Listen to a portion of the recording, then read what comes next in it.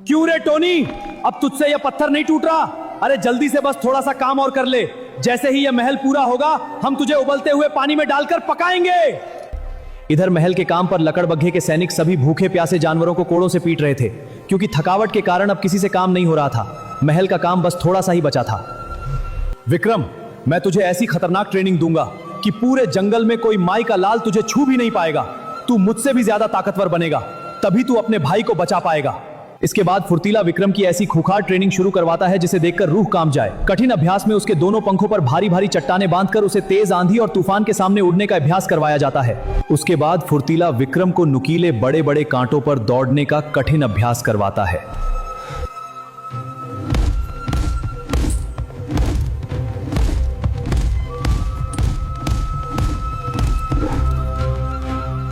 विक्रम को घंटों तक बिना पानी पिए दहकते अंगारों पर खड़े रहकर अपनी सहन शक्ति को बढ़ाना पड़ता है। इसके बाद फुर्तीला विक्रम को बड़े बड़े लुढ़कते पत्थरों के बीच बिना टकराए निकलने का कठिन अभ्यास करवाता है।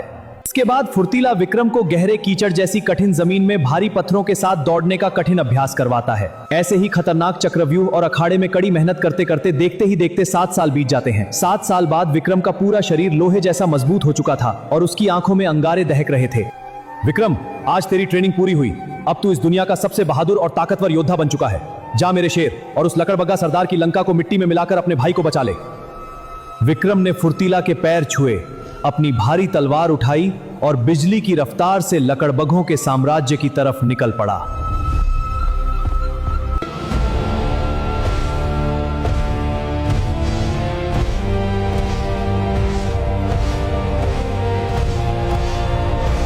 विक्रम तूफान की रफ्तार से दौड़ते हुए कुछ ही देर में सीधे लकड़बग्घा सरदार के महल में पहुंच जाता है। विक्रम को लोहे जैसा मजबूत और खतरनाक रूप में देखकर लकड़बग्घा सरदार अपनी गद्दी से उठ जाता है। ओ नीच और क्रूर सरदार, आज तेरे पापों का घड़ा पूरी तरह भर चुका है। तूने 7 साल तक मेरे भाई और इन बेकसूर जानवरों पर जो अत्याचार किया है, आज मैं उसका हिसाब चुकता करने आया हूं। सीधे रास्ते से मेरे भाई को आजाद कर दे, वरना आज यहां लाशों के ढेर लग जाएंगे। अरे ओ गौरैया के बच्चे, 7 साल बाद लौट कर आया है तो क्या खुद को भगवान समझने लगा? यह मेरा साम्राज्य है, यहां की हवा भी मेरी मर्जी से चलती है। तू अकेला मेरा और मेरी इस विशाल सेना का क्या बिगाड़ लेगा? तू भी आज अपने भाई की तरह इसी मिट्टी में दफन होगा। घमंड मत कर पापी, मेरी यह ताकत और यह तलवार तेरी मौत बनकर आई है। अब देख मैं कैसे अपनी आंखों के सामने से अपने भाई और इन सभी जानवरों को सुरक्षित बचाकर यहां से लेकर जाता हूं। आज तेरा साम्राज्य मिट्टी मिट्टी में मिलकर रहेगा।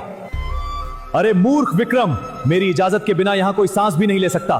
तू मुझे चुनौती देने आया है, आज तेरी आखिरी सांस भी यहीं टूटेगी।